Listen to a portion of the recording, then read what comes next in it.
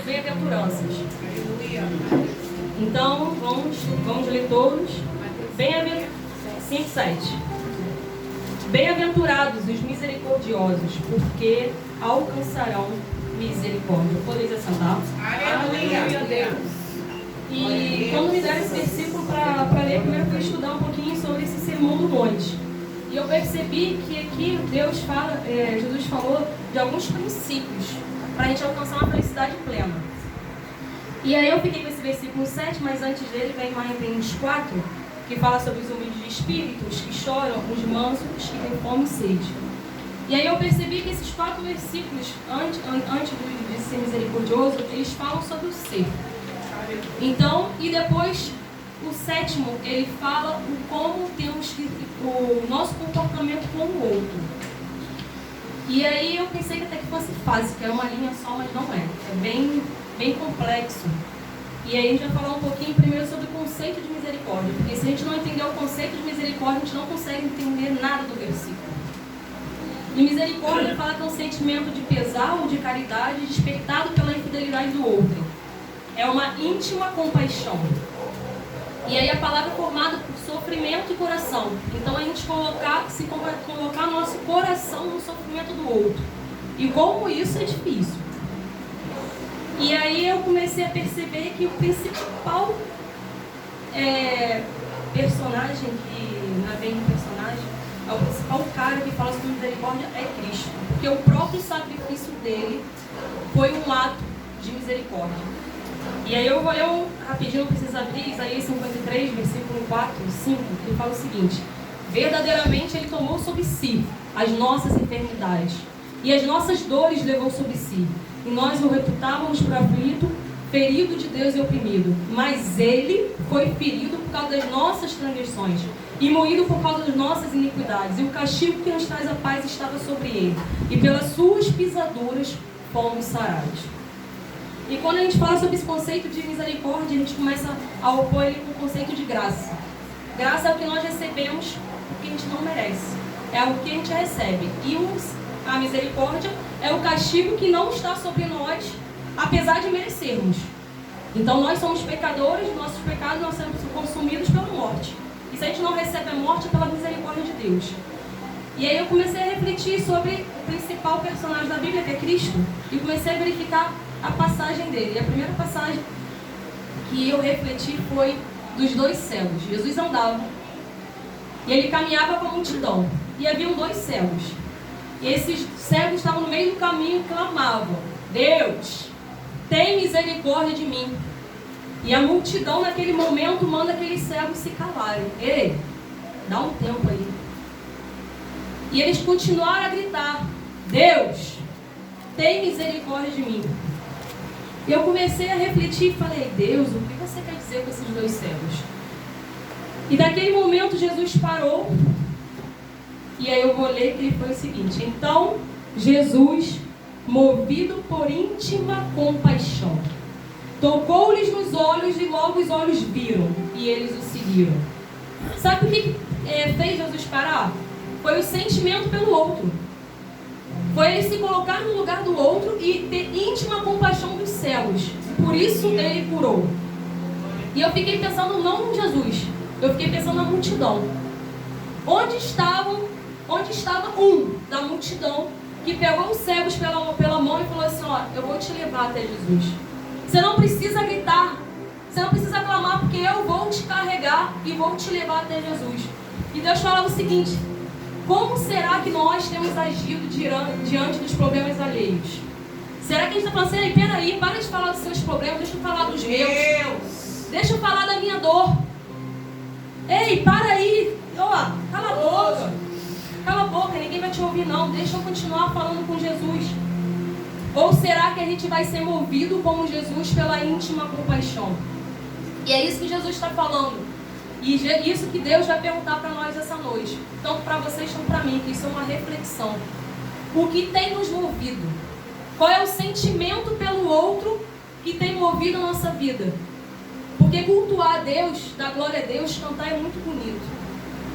É muito fácil ser cristão vindo domingo, terça e quinta na igreja e dar glória a Deus aqui dentro.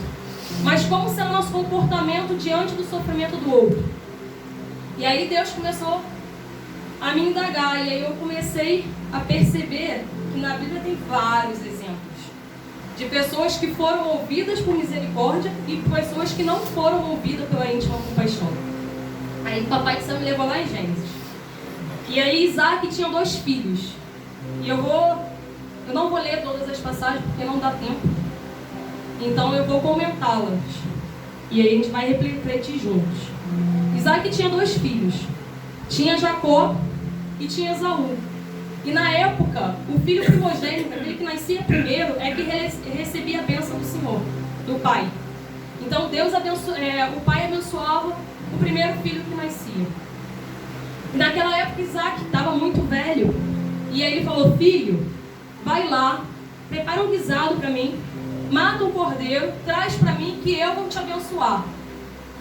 E é a mãe de Jacó e também de Esaú, mas chegou para Jacó, que era o outro filho, e falou: Jacó, peraí, que eu vou fazer o guisado, você vai entregar para o seu pai e você vai pegar a bênção do seu irmão.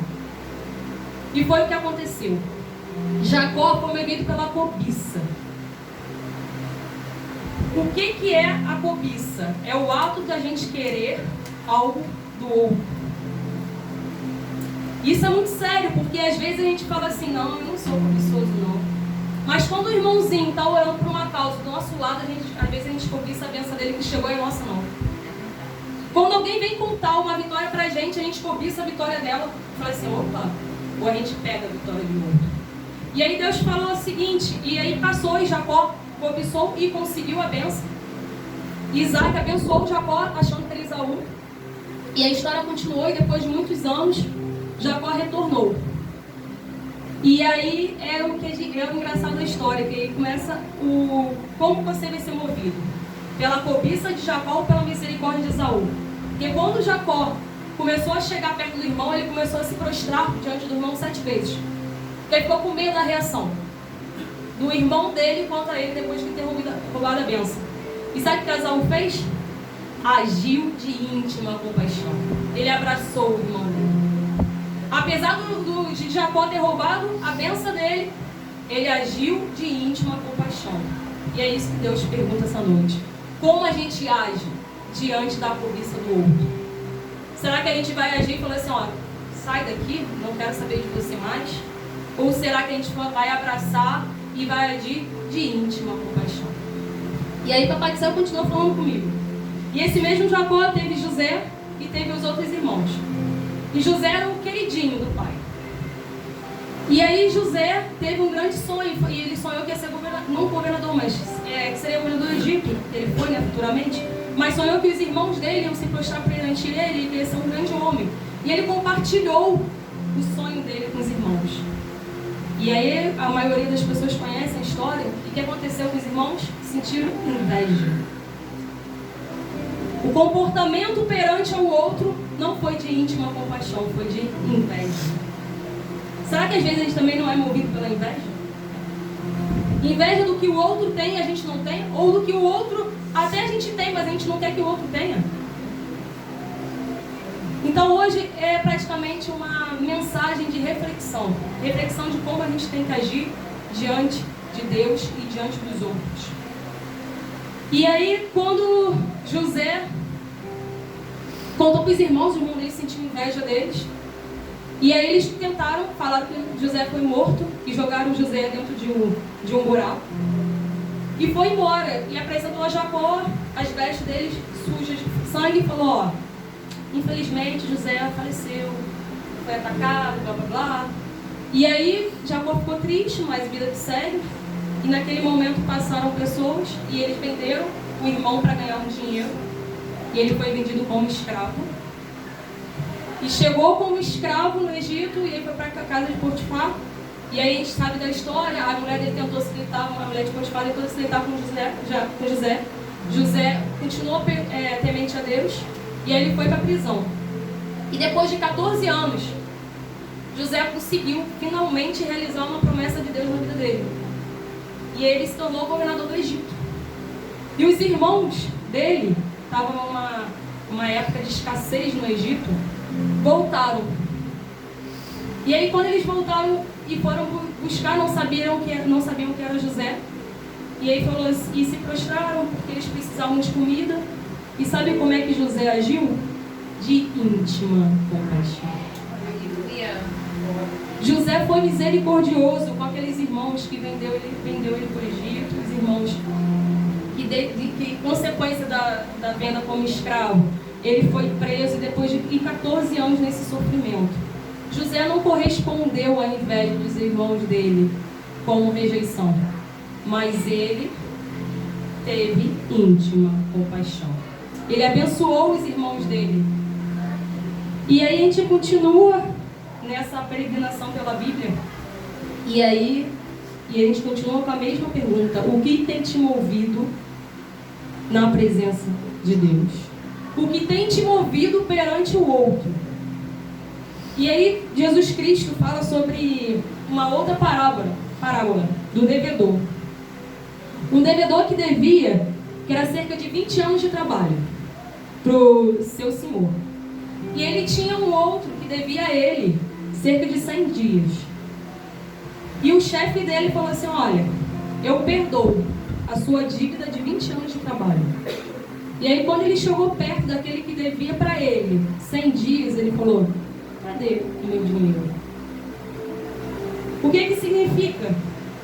O devedor que foi perdoado, ele foi incapaz de perdoar o outro. Ele agiu com avareza. Avareza é aquele medo de você perder algo material. Então, Deus fala: o que tem te movido na minha presença? Qual é o cristão que você tem se tornado? Será que é a cobiça? Será que é a inveja? Será que é a avareza? E aí Deus continuou falando. E essa é a parte que eu particularmente mais gosto.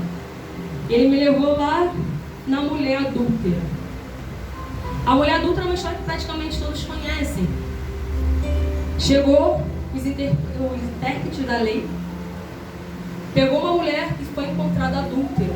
E na época, o castigo para o adultério era ser pedrejado. E levou ela até Jesus. Falou: olha, nós encontramos a mulher adulterando, então nós temos que apedrejá-la. E todos eles pegaram pedra. E aí eu falei: Deus, por que você está falando disso num ato de misericórdia? Ele falou assim: filha, sabe por que eles levaram a mulher adúltera até Jesus? Pelo sentimento de soberba.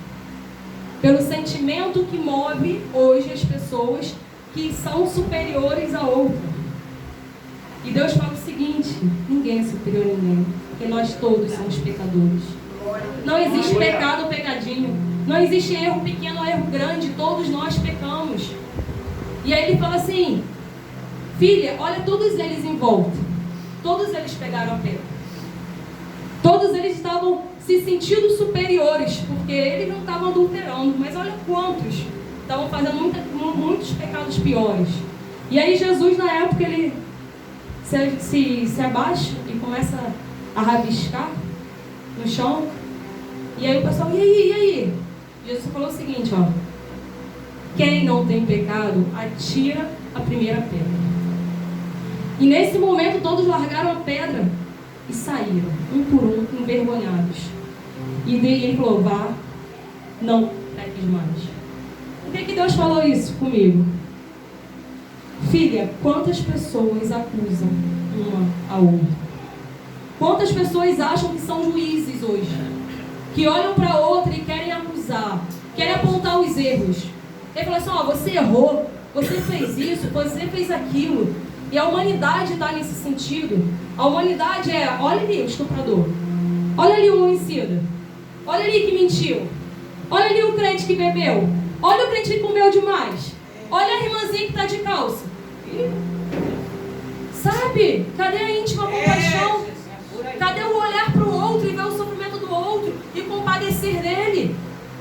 Porque as pessoas acham que ser misericordioso é você doar. Isso faz parte da misericórdia, mas isso é solidariedade. Quando eu pego um arroz que está sobrando na minha casa e falo assim, poxa, pastor Anderson, está precisando? Toma aqui, ó. Isso aí é solidariedade. É um ato moral que as pessoas têm para manter esse vínculo social. Isso não é misericórdia. E quando eu falo em misericórdia é muito mais do que a gente estava analisando, né?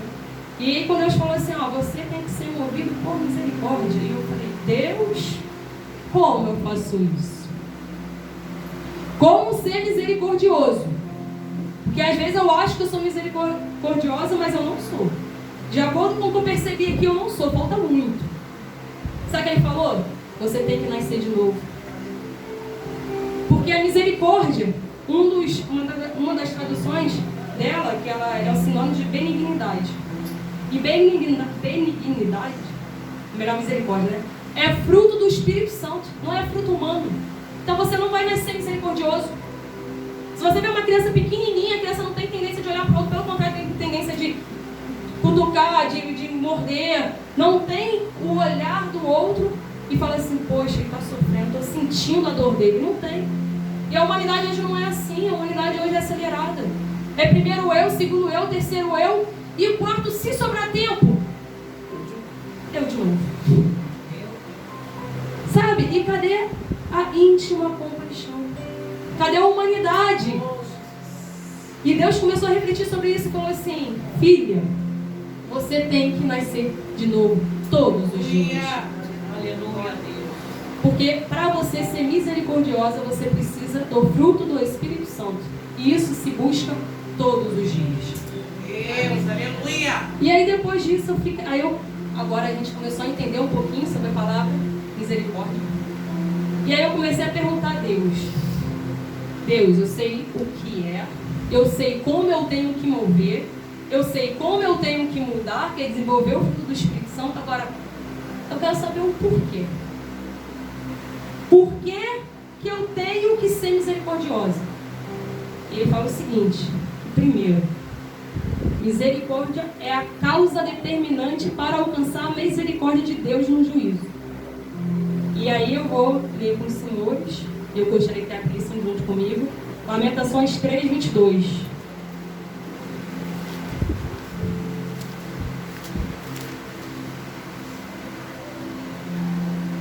Amém ou escola bíblica? Escola bíblica, pastora?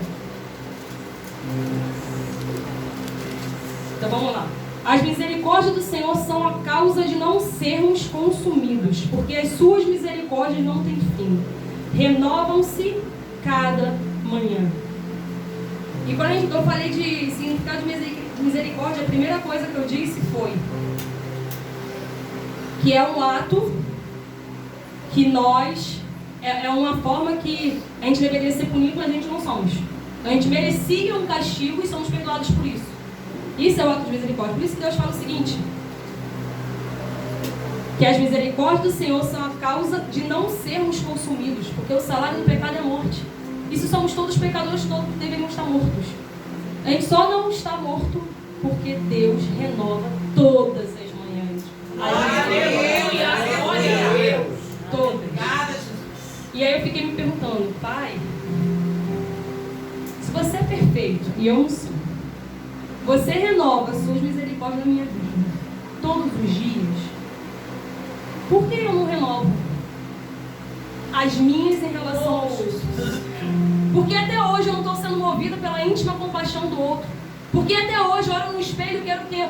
Ah não, eu quero isso, eu quero aquilo outro, e eu esqueço até de orar pelo meu irmão. A minha oração primeiro é, Deus, eu preciso disso, eu preciso daquilo outro, abençoe a todos que eu conheço, amém. Às vezes a gente nem agradece, porque falta a íntima compaixão. Deus. E para finalizar, eu não poderia deixar de falar da parábola do bom samaritano. Esse é o clássico que eu digo de misericórdia, de ato misericordioso. E como tem um pouquinho de tempo, né, pastor? Então tá bom. E eu vou ler com os senhores Lucas 10, a partir do versículo 25.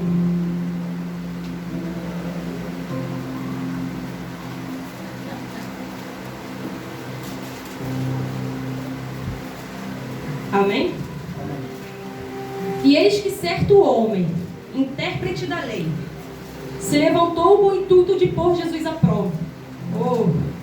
E disse-lhe: Mestre, que farei para herdar a vida eterna? Então Jesus lhe perguntou: que está escrito na lei? Como interpretas? A isto ele respondeu: Amarás o Senhor teu Deus de todo o teu coração, de toda a tua alma, de todas as tuas forças, de todo o teu entendimento, e amarás o teu próximo como a ti mesmo. Então Jesus lhe disse: Respondeste corretamente, faze isto e viverás. E ele, porém, querendo justificar-se, perguntou a Jesus: quem é o meu próximo? Para com quem eu vou sentir íntima compaixão? E Jesus prosseguiu dizendo: certo homem descia de Jerusalém para Jericó. Veio a cair em mãos de salteadores, os quais, depois de tudo lhe roubarem, lhe causarem muitos sofrimentos, retiraram-se, deixando-o semi-morto. Casualmente descia um sacerdote por aquele mesmo caminho. Vou repetir. Casualmente descia um sacerdote por aquele mesmo caminho. E vendo-o, passou de largo. Vou dar uma pausa aqui. Eu não sei se vocês sabem a função do sacerdote na época, mas era ele que entrava no templo. Ele que levava os sacrifícios. A gente não tinha acesso direto a Deus. Então ele era o meio que as pessoas na época tinham de ir até Deus. Então, vamos dizer que ele é um pastor, ele é o homem de Deus que nós consideramos hoje, aquele que a gente ouve, aquele que fala da palavra de Deus, aquele que a gente considera bom. E semelhantemente, e vendo, passou de largo. Vendo, saiu e deixou ele lá. Semelhantemente, um levita descia por aquele lugar e vendo-o também, passou de largo. Levita também na época, ele vivia no templo. Ele vivia cantando canções a Deus e ele vivia no templo. Ele era como se fosse... mantinham ele 24 horas no templo. Então ele vivia dentro do templo. Então, continuando, e ele também passou de largo. E aí vem: certo samaritano, que seguia o seu caminho, passou-lhe perto e vendo, compadeceu-se dele. Há um tempo atrás eu olhava esse bom samaritano e eu falava sempre bom, porque ele era bom mesmo. Samaritano é alguém da Samaria, ok.